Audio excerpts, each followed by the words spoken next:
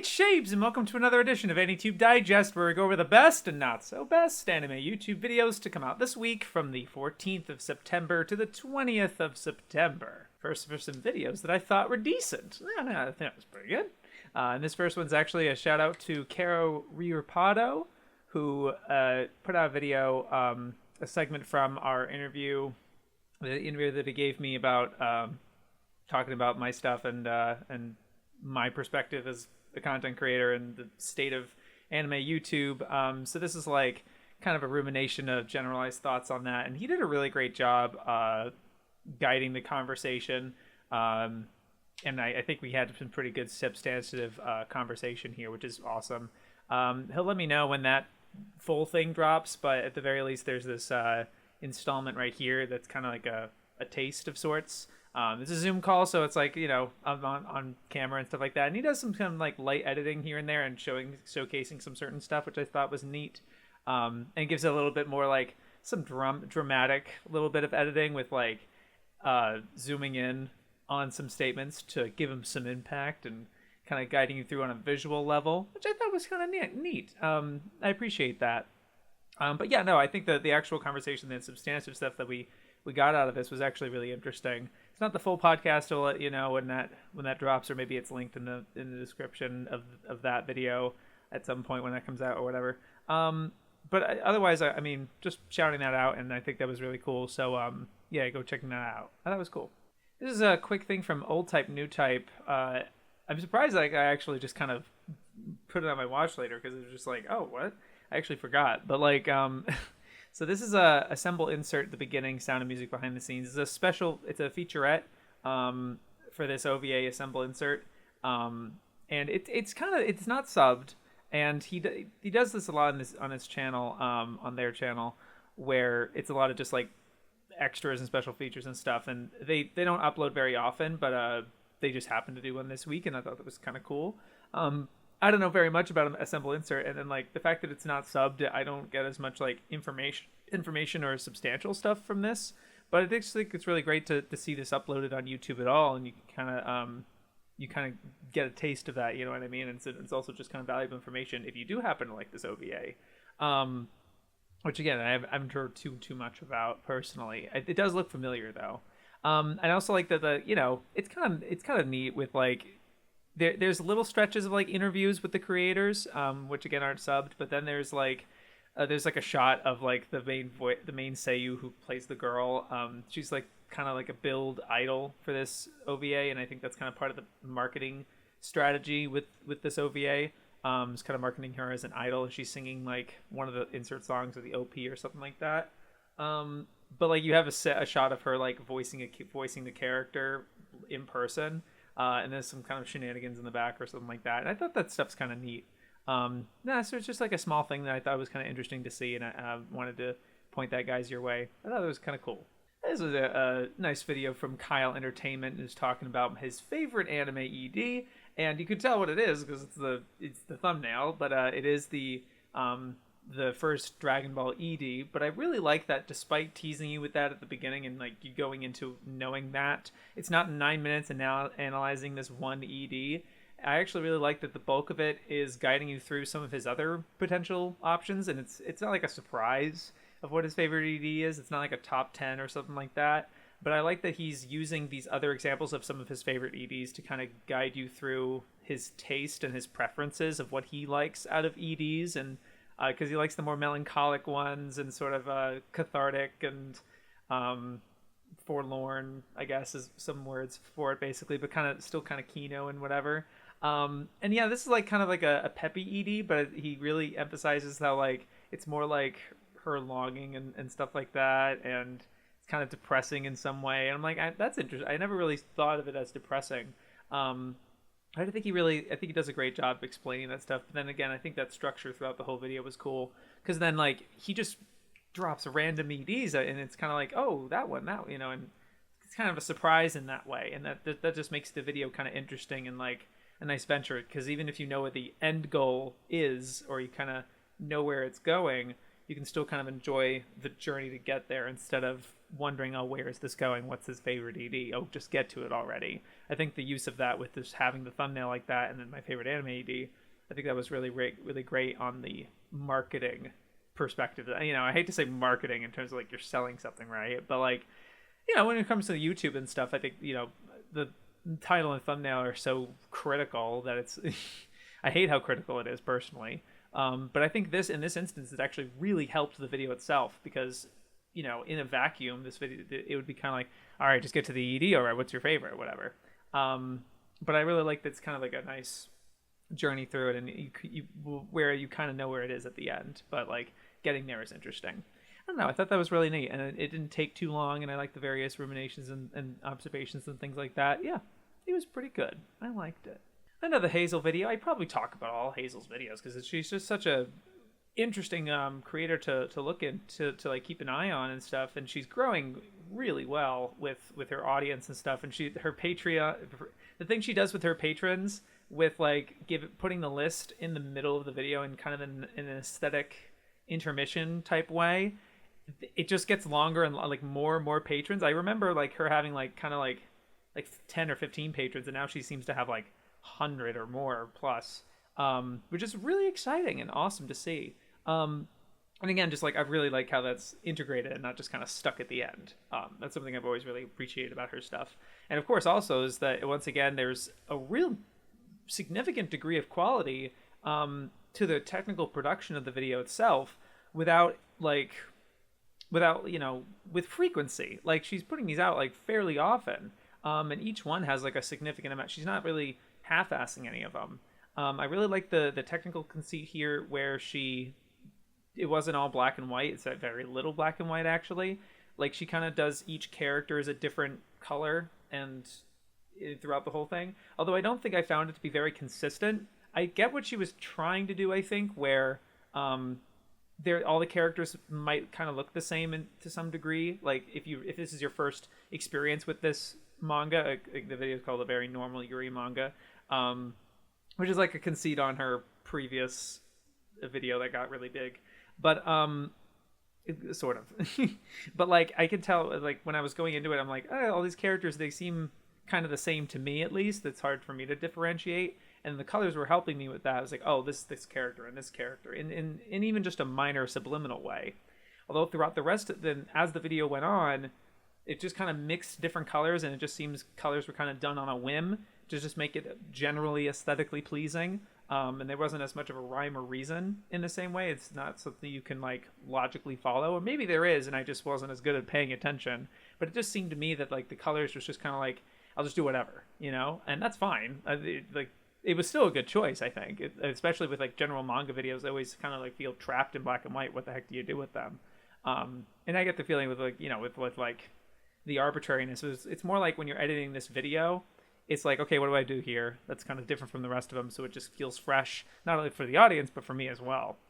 So it doesn't feel like stale in that way. But at the same time, I don't know. I they could criticize it. I think it was a good choice and executed really well. I think it was just a really polished, great video. And then, you know, I think substantive wise, I think I've gotten more of her stuff in the past. It felt like this one is a very generalized recommendation video. And it's also because like she clarifies at the beginning that this is still ongoing, and this is something she wants to be very broad and get as many people in as possible. And I think that's very admirable and a cool way to do it. But it's just not something that like it doesn't get to the heart of something or like really bring this interesting point or perspective in the same way. It's very generalized in that way. So that's why I wasn't vibing with it as much, but not like in a bad way. It's more like, you know, I'm not as like riveted as some of her other videos I've felt. That just gets with like really high ratings from me at least. But no, this is still great, and it's good to see that she's continuing this like really polished, and it's something I do want to click all of her videos. You know, there's some channels where I'm just like, meh. You know, I've seen enough of this person's content or this person's content that like I'm not as excited to see one of their videos or something like that. There's a lot of curators like that, but Hazel still has this really good streak going. Yeah, it's really good. I liked this little rant conversation with Forneverworld. Effin' rant. Stop ruining anime for yourself by being impatient. He doesn't necessarily quote use that phrasing in the video itself. What the video is about is is the thing of skipping anime content, and he's not talking about filler. He's talking about I'm going to skip part 1 of JoJo because I hear it's not very good, or this is actually a perspective that I'd never heard of before. A lot of people, specifically back in his day, and it's cool that he can actually say that. I think it's great that Forneverworld and these other guys, they're coming on doing this for a long time, so it's nice that they can really bring their kind of history and perspective, not world weary, I guess, but you can tell they've been here a while, and there's oh yeah, when I was there during the heyday of anime YouTube or whatever, and there was this discussion happening, and I actually never heard of it.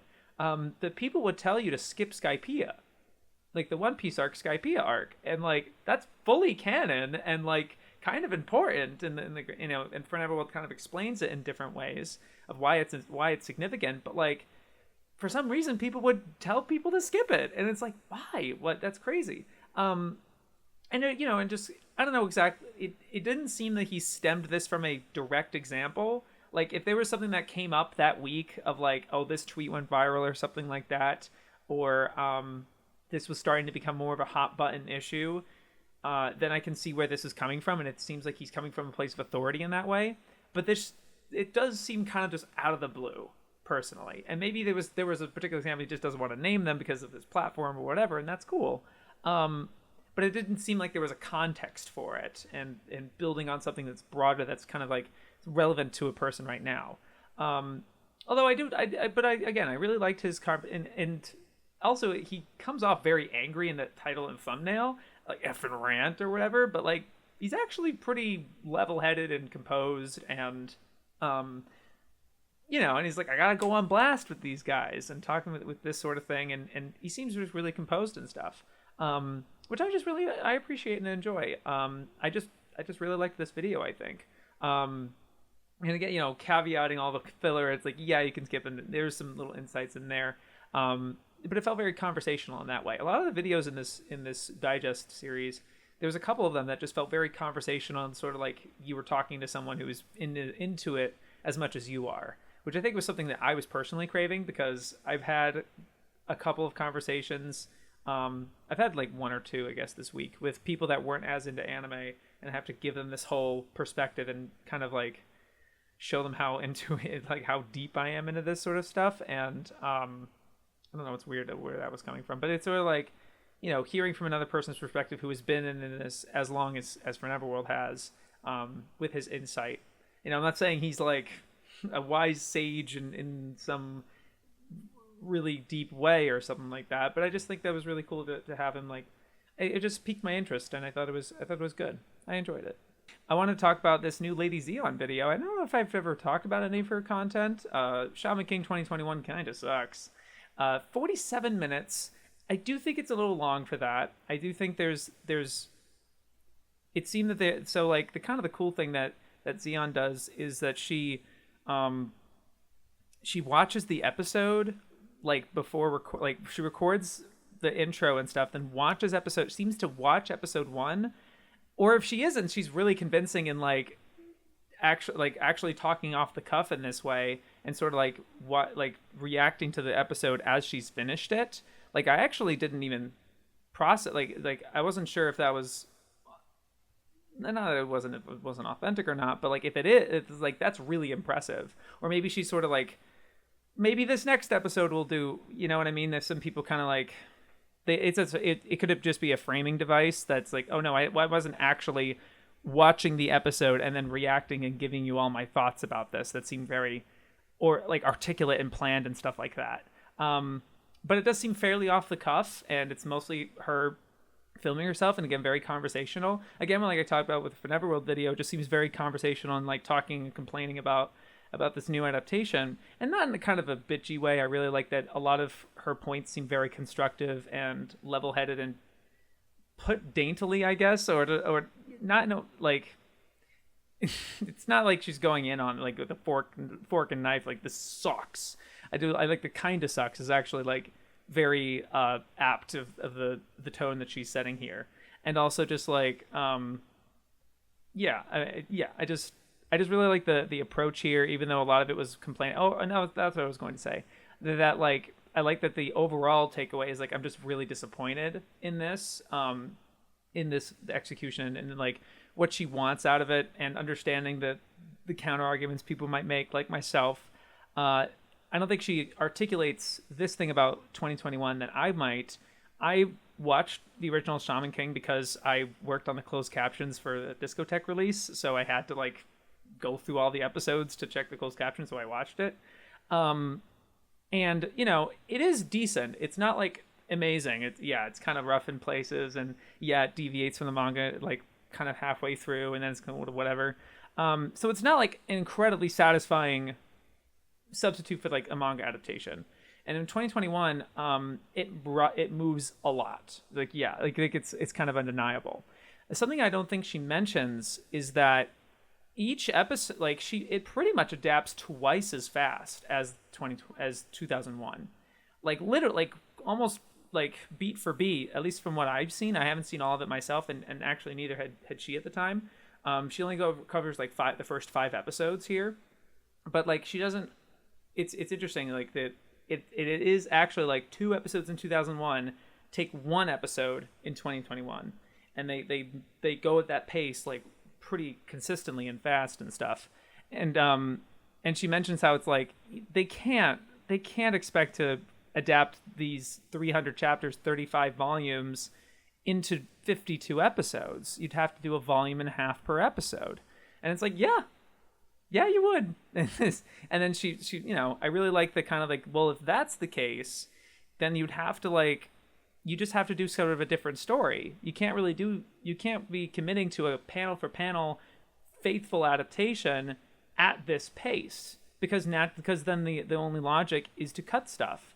And a lot of the stuff that's cut, it's like a lot of the emotional weight gets removed. And I agree, actually. I mean, I didn't think it was so. I thought it was more interesting watching 2021 and seeing that adaptation process, because it reminded me of Mahojin Guru Guru, which has 16 volumes and they adapted in 24 episodes. And they even cut some stuff there still, but like it was, you know, it's a lighter load. But it was also because they had previous anime adaptations. The whole thing that I did. I've been really interested in that sort of process. So Shaman King was an interesting case for me, because like, oh my gosh, it's this 52 episodes and you have to adapt all of this in this really efficient way. And she's like, yeah, like they need to spend like a half episode longer at least, or maybe a whole episode on some of these things. And it just has to be paced a lot slower, and it has to be like 60 or 75 episodes. But then it's like, what's tough about that is that that's constrictions that like they have 52 episodes to work with. Like it's hard to go over that year period, because like the people who are working on this anime, you know, they're scheduling their time and this is what they're working on for that year. You know what I mean? So it's like you can't just kind of have them go on arbitrary numbers, even though it is kind of going on Netflix. So there's kind of a counter argument to that, where it's like, well, if it's going to be a thing on Netflix, do you really have like a limit on? Does it have to be a regimented 52 episodes? Is this airing on TV? I mean, it might be, but it seems like it's just going right on Netflix. I don't know, or maybe it isn't. I don't know. But it just brings up really interesting conversations in such a way that doesn't feel very overtly negative and toxic. I really like the observations. There wasn't such a close comparison to the 2001 anime, although I really like her point about one of the episodes with what is his name, the Native American guy. The one episode that 2000, it's like 9 chapters that both 2001 and the new anime both adapt in one episode, and kind of rushed in a way. But it's actually paced and adapted better due to very specific choices in 2001 that 2021 doesn't take. And it's just not, it's not as sharply adapted. Like, yes, you'd have to do this in an efficient, shorter way, but then you have to make it more impactful. And it doesn't seem, based on the direction and the animation style and some of the other aspects about it, it's just not delivering in that quick way. Like, if you're going to be quick, you have to make it good and you have to make it impactful, and it's not delivering in that way is what I would say to that. But I largely agree with Lady Zeon here, even though I'm not as like incredibly critical of 21. I don't think it sucks to look at, to be honest with you. I mean, I think it's certainly polished, and if you don't like modern anime stuff, then sure, you could be kind of overly critical about that maybe. But I'm certainly okay with it. I'm just like happy to see it get a new adaptation at all. And maybe this is like, well, yeah, but like this is what we get, and we're not going to get another one. That's this full kind of adaptation stuff. Now that I'm not satisfied with this anime, so now I have although I think you watched 5 episodes of the 52 episode show and you're making this kind of distinction already. I think it's just a smidge early for that, although I do understand that it's like a good telltale sign, and you can make a judgment call for that for sure. I completely understand that. Personally, I'm not as much like doom and gloom like that early on. I want to watch the whole thing. I'm kind of jury out on it. I stopped watching like episode 5 or 6, 7. I think 7 around that time, and I was like, I'm just gonna wait for it to finish, and I'm just gonna binge it. I think because I think it would just be more enjoyable as a binge, because it's gonna be so dense and like so much shit happens every episode, which I kind of like. But I can understand not liking because there's no emotional impact in some of these things. I think it's a give and take, and it's a difficult, tricky thing. Series composition is an interesting craft where you have to pace an episode in this 20-minute thing. Although now that we have it's interesting, right? Now that we have like streaming available, do we really have to be limited to this 24-minute thing, or can't we do OVAs where it's 29 minutes or maybe a little more? Like you adapt as much as you need to do or whatever. I don't know. It'd be interesting to. There's not a lot of anime that are like being consistent about that, because I imagine like making the anime, you have to have that sort of structure and like continuity. Oh, what the fuck? Yeah. Anyway, sorry that interrupted me. Got that last point. My camera cut out because I ran out of space on my phone. Awesome. Yeah, but like I think that the presentation of this video was pretty, lax, and it felt like very conversational, and I can like, what I was just doing right now, I felt like a conversation I can do with Lady Zeon and stuff. So I really like the presentation of this, and I think you have a good on-screen presence, especially if a lot. I don't know how much of this was planned or off the cuff, but it just seemed very natural in that way, where it seems like it's a guided conversation and you know where you're going with it, but it's in a natural, not wooden type of script thing, which is good. I think there was like a little like transparent. I think there's moments where it's like you didn't plan this so far ahead, or just like you weren't sure how this was going to turn out in that way. It's like, oh, I'm actually going to stop at 5 episodes, and I think we get my point, side of thing. There doesn't seem as much planning in that regard, but that's okay. It's not like every video needs that. I think it just like helps guide the audience into making things like, okay, so where are we going? You know what I mean? Again, it's not a big deal. But yeah, no, I really liked that. It was a good discussion piece, and it was cool. I enjoyed that. Okay, and now what I thought were the best videos of the week. The ones I thought were the best video of the week. Anime News Network, but it's actually Ember Reviews. Once again, with a video talking about Digimon in the modern era. Shy 20 minutes, and pretty good. I think we're warranting the length, I think. Talking about every current Digimon thing in this modern era since Digimon Tri, like going from Digimon Tri onwards, where they've been very active. Like there's been a lot of Digimon anime coming out, but it's not as like huge, I guess. I don't know, for various reasons. One of them might be quality. A lot of this is a fairly negative, critical. I wouldn't say negative is quite the word for it. It just feels very critical, and it's like this one didn't quite make the cut, or like this one didn't really live up to whatever standard, whatever. Talking about Tri, and yeah, I've heard not great things about Tri, but I think Ember made it very balanced. Like it seems like, okay, I get what they're going for, and I respect that, but it just wasn't executed. It wasn't executed the way we would have hoped. I feel like people would be a lot more scathing and critical of Tri.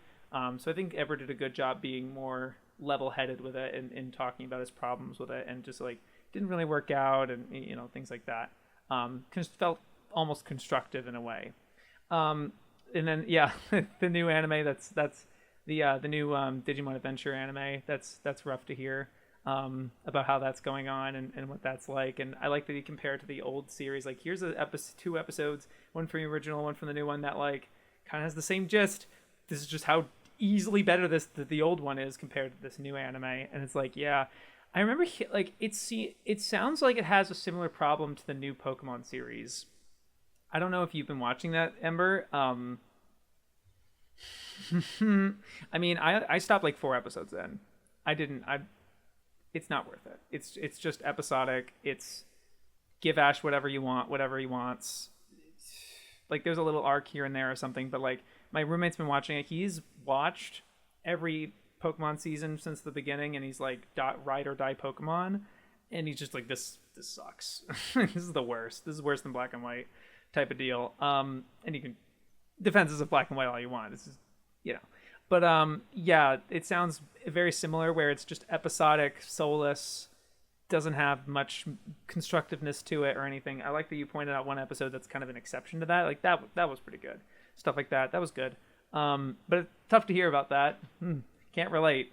But then I like that you also talked about the newer original TV series that like came between Try and this new one that has like new characters and kind of a more like a cell phone gimmick or something like that. And I liked hearing about that one because I've never heard anyone talk about that. I didn't know what the status of that was.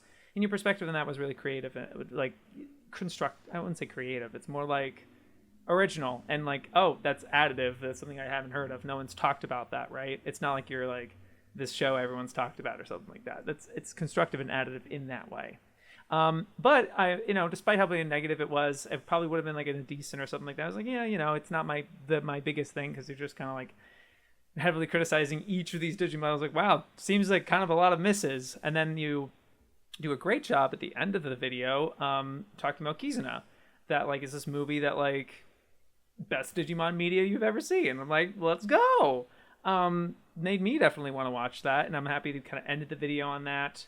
And it seems that you had the same standards with like Kizuna as you did with Try and these other ones. It didn't seem like you were 180 and it's like, wait, why did you like Kizuna and you didn't like these other ones? It didn't seem like kind of flip-floppy in that way. There's something that I observed is like, I feel like in these instances where it's like, oh, but I like that one, like most sports anime suck. This one's different though, right? Like it could have had that twist to it. I don't know what to call it, but yeah, like maybe cliche. I don't know. That's something I'm not a fan of. But yeah, I think this was just like, no, yeah, given like what I want and hope for and my expectations and standards for Digimon media, these three of them, didn't really live up to those standards.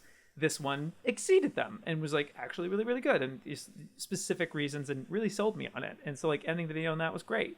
So I just felt the whole thing was like really informative and interesting, and like, especially as someone who has seen the first 4 seasons and kind of wanted to stop after that, I was like, I'm not a completionist with Digimon, man. It was the reason I did the first 4 seasons, which is already kind of a lot of media. It's 50 episodes each, is because Digimon was being released the exact same time as Ojamaja Doremi by the same studio, like by Toei, from 1999 to 2002. So I was watching Digimon alongside Ojamaja Doremi, obviously preferring Ojamaja Doremi a degree further, a significant degree further. But like, I was happy I was able to kind of use that to watch the other Digimon seasons, and I enjoyed them. I'm not gonna give like my Digimon take or anything like this, it was fine. I was happy I saw them, but like, happy to hear about this and get the constructive of that. That was cool. I really enjoyed this Totally Not Mark video. I think he's done kind of a similar video to this of like readjusting and Dragon Ball Super's art style, except now it's a lot more baity, transforming Dragon Ball Super various screenshots into Dragon Ball Z and making them kind of look in that way. And I think I praised his previous video like this last time, because what really comes down to it is really good technical proficiency, but also a sense of collaboration. He has several people helping him with this and crediting them very avidly, but also packing this with a lot of really useful, valuable information. It doesn't just feel like I'm correcting it, I'm making it better, It didn't come off in that high horse type of way. It's more like, this is why Super looks like this.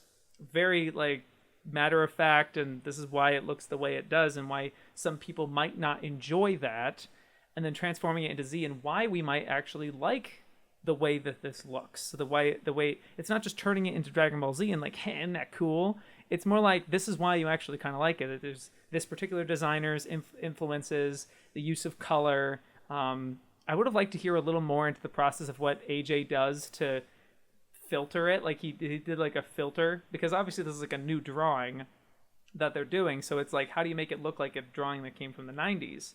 And he does a very particular filter, and he doesn't really go into what that is. And I thought that would have been interesting. He's like, oh, I up the contrast and I add this grain filling, whatever. You know, there's certain things that I would have liked to hear about that process. It just feels like pull that, like add the little spice, and then it looks amazing. And it's like, oh, wow.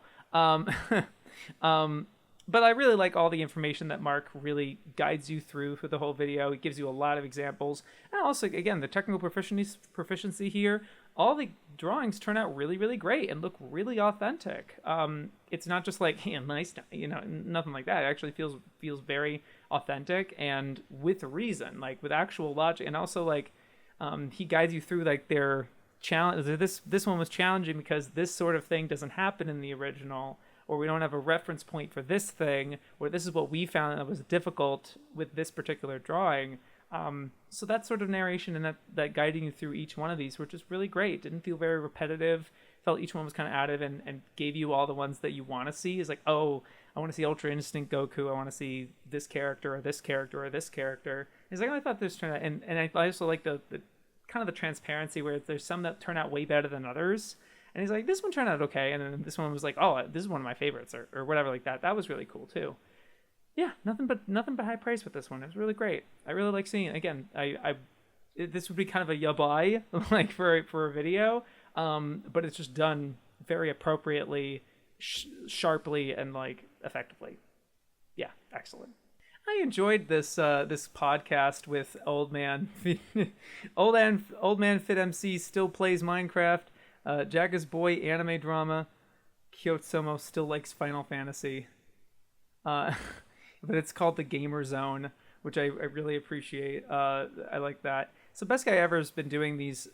When you think about it, he's been doing podcasts for a long time, and you can really tell that he is very proficient and almost the dominant voice when it comes to making these sorts of podcasts, because he guides conversation. He really encourages other people to talk, and that everyone feels like they have a room at the table. You know, there's not like some more people talking more than others besides him. there are certain subjects where he's really passionate and he's going off on this thing, and he's everyone's just like, oh yeah. You know, there was moments like that in this, but like all of them are really professional too, like Fit MC and Jaga's Boy, and I wasn't as familiar with Kyoto Somo. I wasn't familiar with him, but I thought he was cool too. Yeah, I just really liked how all of them bantered with each other. They were familiar with with pretty much all the topics, and even if they weren't, like with like Nate wanted to talk about Star Trek, and everyone was like, and like with like I love Fit MC's like, I'm sorry, I always see the J.J. Abrams films, and he's like, no. It was really funny.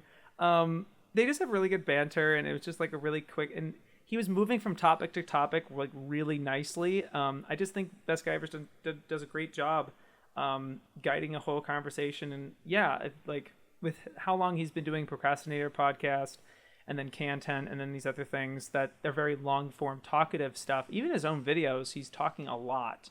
And so he's able to keep it like really compelling, even though it's very likely off the cuff. It doesn't, like his voice and like the way he like develops these ideas to you live as a podcast. It doesn't feel like he's trying to come up with them off the, like what I am right now, you know. Like I feel like he would have way more like sharp and knows exactly what to say basically, and I just think that's awesome. I think he does a great job with this. I'm also just really happy to see like Fit MC on a podcast with like Jaga's Boy, and that like that's I was like, yo, that's cool. I enjoy that. Yeah, but like again, not to know if it's Kyoto to Kyoto Somo. I don't quite know who you are, but that's okay. I thought like you added a unique perspective and stuff like that, and balanced the whole thing. But yeah, I just like the topics, and I just thought it was really fun. I did it. I talked about a podcast without calling it a Discord call as a compliment. I did it. And now, for what I would call it the best video of the week, because it's just something I deeply respect and appreciate. Infinite Field put out the fucking 3-hour Kirito video. Kirito is good. And you're thinking, like, no way. As someone, like, for me, right? I mean, I can't speak for everybody. I certainly wasn't completely whelmed with clicking on this video, because I'm not as much of a SAO fan. And it wasn't even, like, out of, like, it's not like I've made SAO, videos about SAO, how much I don't like it, or whatever. I just do remember, like, watching it on Netflix, binging it in, like, a day, and I just really didn't like it, and I ended up watching 2 anyway. I actually watched the 2nd season anyway for some reason. And so I'm not a big fan of this. And it's funny, this is actually the 2nd digest in a row where the best video of the week was the SAO defense video, which is funny. But no, I mean, obviously, I want to actually give, like, a lot of credit and respect to Infinite Fiend for putting out a fucking 3-hour video. Like, that's really hard to do. But not only just, like, a 3-hour, just, like, talking off the cuff, like, podcasty, but this is, like, scripted. This is more just, like, he's talking in front of a camera for a long period of time. And this isn't, like, completely 3 hours of textual analysis of, like, it's good, actually. Like, the Kirito's good thing was, like, kind of a running joke on his channel where he's, like, he gives the context for it, where he had a video about bland characters being not all that bad. And he's like, I could probably make an essay video about how decent Kirito is as a character. And he has a whole textual thing. I will be fully transparent at this point that I didn't watch the whole video. He breaks it up into sections, and there's a section where he's like, okay, I'm going to play some MMO footage now, and we're going to do a really deep dive on Kirito's character. And he really gives that whole textual analysis of, like, actually, this is why he is what he is. He's not just a bland... But, like, I think the value of this video and why I watched the majority of it, which is, like the textual analysis, like, that actual part that I skipped, I think is, like, 40 minutes or so, which it seems like it's kind of a decent chunk, right? But then, like, an hour and a half, the reason it's 3 hours is it's not just about Kirito being a good character and he's gushing about Kirito for 3 hours. Quite the opposite. I wouldn't say it's minimal that he's talking about Kirito, but, like, his stuff he's talking much broadly. He's more talking about, like, where this reputation for SAO came from and kind of doing the pedantic romantic thing, but, like, really addressing a lot of specific videos and, like, doing a breakdown of Trixie's initial diatribe video that kind of broke the floodgates on SAO hate.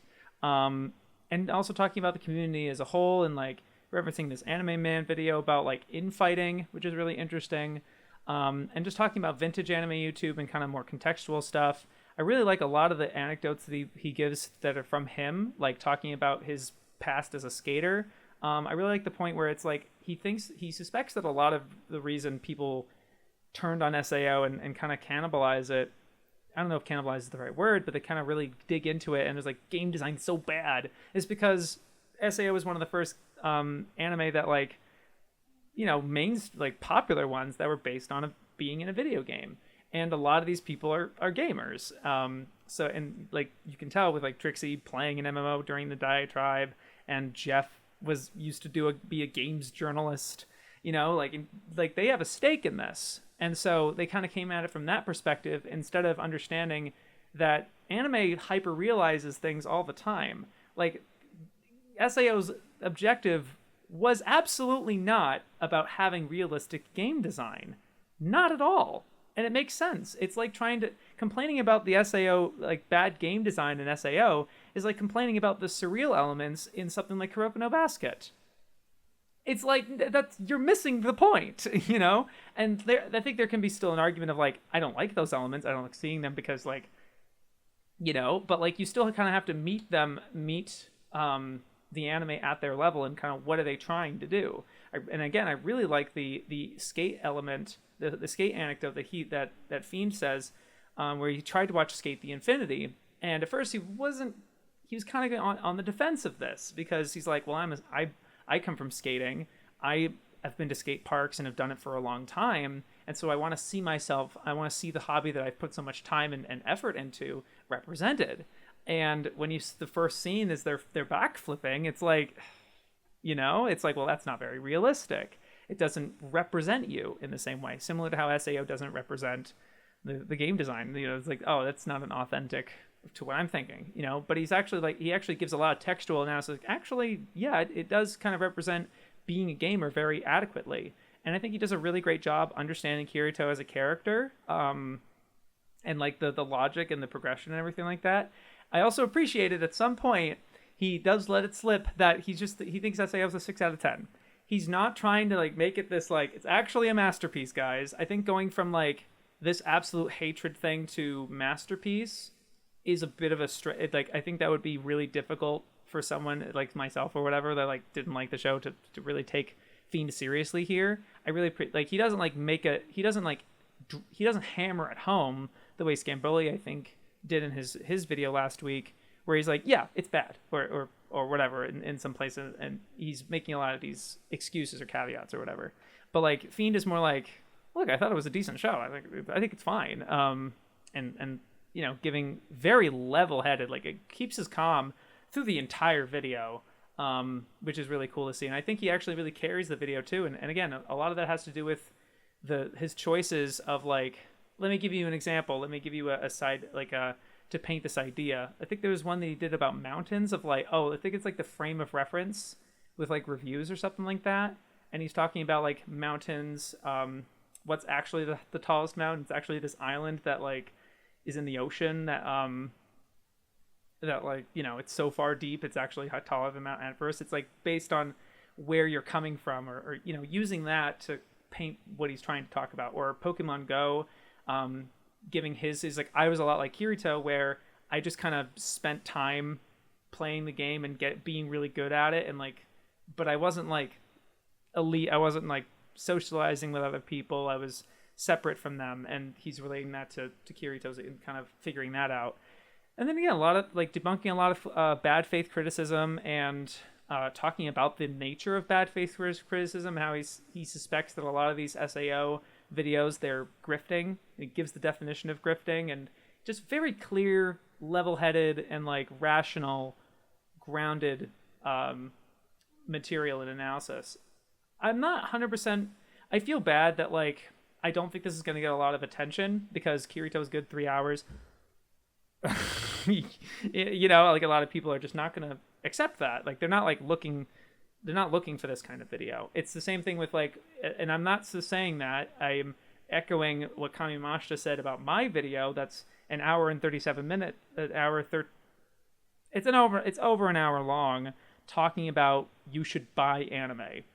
Of course, that's not going to get a lot of attention because they don't want to hear that. It doesn't validate their opinion or something, or it doesn't like whatever. But I think it just does it. I think the actual hour and a half after the textual stuff, where like the reason I felt comfortable skipping that part of the video is because you do such a great job articulating that you actually understand Kirito as a character. You're giving you're leading by example. You're giving the textual analysis, and you're doing the show justice in just the first chunk of the video alone, where you're kind of really going over the guys and the conceit of why this is what it is and where you're coming from here, and then really giving a lot of backstory and like, okay, we need to talk about where SAO came from. We got to talk about the stuff, and I think that's really tricky.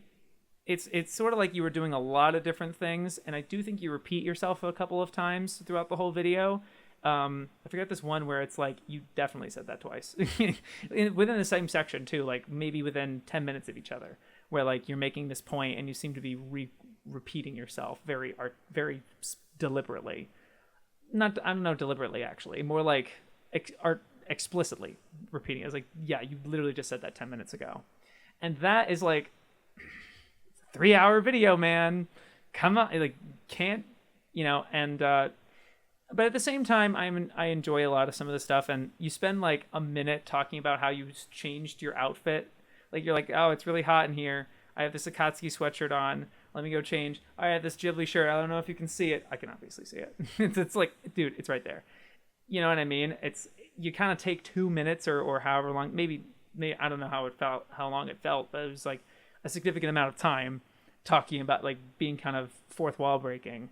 And some fourth wall breaking is fine. Like, there's a lot of that in ContraPoints' videos where like she overexerts or kind of does something a little wacky, or there's a bit of an outtake or something. I think there's something like that in your video too, where you mentioned it was like, oh, I think I keep doing this or whatever, right? And that stuff's fine, and that stuff's kind of cool to include, but it's just tough. It's 3 hours, dude. 3 hours, but I think part of me was like really wishing that like this chunk where you're talking about like you were saying how like, oh, people I couldn't possibly make a Gurren Lagann video because of these other people have made great videos already. That point you were making, that was like 5 minutes of talking about, you're like, why is he talking about Gurren Lagann? Because he's talking, again, that's sort of like a lot of the tangents. He goes on a lot of tangents, but all of them feel very interesting and maybe not all together. Like, I don't know how, I feel like you could have boiled that down or something. Like, this could definitely have been like an hour and a half or 50 minutes maybe. If you were just like very sharp, like nothing, no fat at all, that it could have actually been kind of a trim, really slick 50 minutes. But there's real entire tangents are going on in completely different videos and giving a lot of examples. It just feels warranted in that way. It feels like a good video in that regard. It was something I was like enjoying watching, even though it was so super long. And I was like, oh my God, I need to record digest. You know what I mean? In this whole thing. Like, for me, it's tough to do these kind of long videos for that reason, because I'm like, oh, and also why I kind of skipped the 40, because I was like, I think where you're going, and I didn't feel like I was missing something when you did those 40, that chunk with the MMO thing. I felt like I was actually okay with skipping it, because all you focus on is dissecting Trixie's video and then talking about Jeff's video and some other people where you talk about like Arcada's turn your brain off comment for Gurren Lagann. That's interesting, and like the stuff that you say in that, and like I find it this and disingenuous and and like, and talking about Gurren Lagann the way that you did, I think that could have just been its own video. I really think you could have just not made that a video. just take that out of this video and make that its own video, or the talking about the community in general, and it's like, I just want to talk about anime in good faith. I just want to talk constructively because I like talking about it, but it's hard to find people because they keep bringing in these shitty arguments. I hate when people use this stuff. I hate when people do this and that. And there's a lot of that stuff that's packed in here, and it just kind of it was all into this one big umbrella. And it is mostly vague. It's all relative. You could relate all of these things to each other. I'm like, when I got back from camp, I started making these shorter 5-minute videos or something. And I was like, I want to make these short videos because I'm sick of making these big hour-long videos. And it's like, what I'm discovering is that each of these individual isolated thoughts that I'm making these 5-minute videos, I can actually vaguely connect to the next one. And so, if I wanted, I could just never put out a 5-minute video and just like, I keep stringing these 5-minute videos until I make this big video, right? And that's fine. But it's like putting all your eggs in one basket.